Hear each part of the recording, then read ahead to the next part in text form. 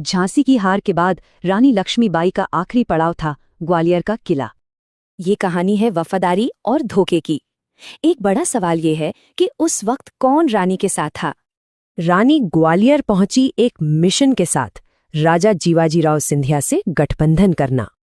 रानी ने कहा मिलकर अंग्रेजों से लड़ते हैं, पर राजा का जवाब साफ था, नहीं।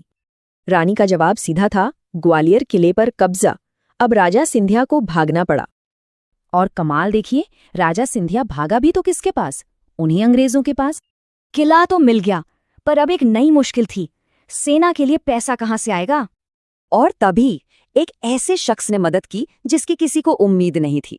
एक व्यापारी। इनका नाम था अमरचंद भांटिया। बीकानेर के थे, पर व्यापार ग्वालियर में फैला हुआ था। उन्होंने रानी से बस एक बात कही, आप लड़िए, मैं आपके साथ हूं। और साथ देने का मतलब था अपनी पूरी दौलत, सब कुछ रानी को सौंप देना। इसी पैसे से रानी ने अंग्रेजों के खिलाफ अपनी आखिरी निर्णायक जंग लड़ी।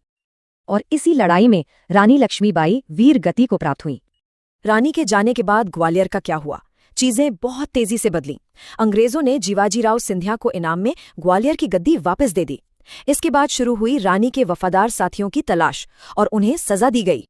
अमरचंद भाटिया की पहचान हो गई, और उन्हें अपनी देशभक्ति की सबसे बड़ी कीमत चुकानी पड़ी। इतिहास तो हीरो को याद रखता है, पर उन लोगों का क्या जो असल में हीरो बनाते हैं।